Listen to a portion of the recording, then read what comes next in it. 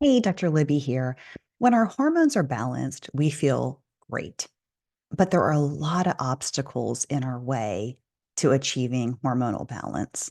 And one of those challenges is hormone or endocrine disruptors. And a lot of this comes from toxins that we're exposed to in our modern day world. And many of these toxins are what we call xenoestrogens. And that means they resemble estrogen close enough to bind to estrogen receptors, and they disrupt the balance of our hormones with one another. So let's talk about some of those, and then we'll talk about some things you can do to help your body process toxins better and limit your exposure so you can have more balanced, happier, healthier hormones. So, we are exposed to toxins every day, all of us. It really, truly is unavoidable. But there are things that we can do to lessen our exposure, not get it down to zero, but to bring it down to a more manageable level. And so, first, we need to be aware of where these are coming from to begin with. So, definitely, we are exposed to pesticides and herbicides. You find these in up to 75% of the non organic produce here in the US. So, choosing organic foods will limit your exposure to the pesticides and herbicides. We are also exposed to BPA. That's a synthetic compound that lines food and drink containers. And so looking for BPA free is a good idea. Although sometimes BPA free means there's another chemical that is equally as bad that is in its place. So you have to be cautious. Another thing to try to avoid as much as possible is parabens. Parabens are used as preservatives in many cosmetic and body care products. So, avoiding parabens as much as possible, as well as phthalates, which are man made chemicals that are all around us. They are found in things like soaps and shampoos and nail polishes and body lotions. Um, some other things, in addition to chemicals, that can really affect our hormones are things like stress.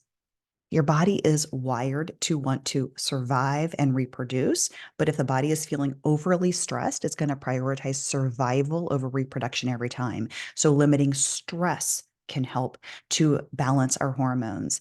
And then things like sleep and exercise are really important for hormonal balance as well. So, when it comes to balancing your hormones, we can limit the amount of toxins coming in that are disrupting them. So, all those things I just talked about, limiting your exposure doesn't have to be down to zero. Your liver is designed to be able to handle toxins, but we don't want to be overloading the liver. The other thing we can do is we can work on increasing our liver's ability to eliminate these toxins. And I personally do this by doing a liver detox a couple of times per year. And it is a 1 month protocol that I put myself on. I'm going to show you exactly what I do. And if you want to do it, you can do it yourself as well. So when the toxin gets to the liver, it goes through two phases of detox. It goes through phase one to make an intermediate, and then phase two to make an excretory derivative. And what you don't want to do is upregulate phase one and not phase two, because that intermediate can be more toxic than the toxin itself. So when I'm going to work on my liver, I always support phase one and phase two simultaneously.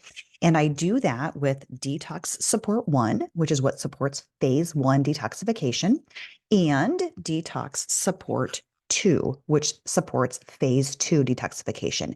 Now, what you're going to notice is these bottles are different sizes, right?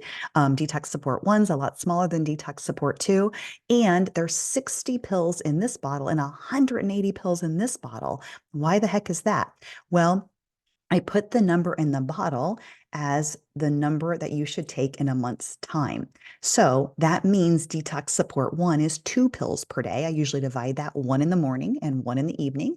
And detox support two is 6 pills per day. I usually do two in the morning, two at lunch, and two in the evening, although it may be easier for some people, and it's just as good to do three in the morning and three in the evening.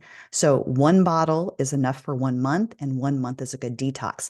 Now, I add a third thing to my detox, and that is one of these three binders. Okay. Let me show you them and I'll tell you a little bit more about them.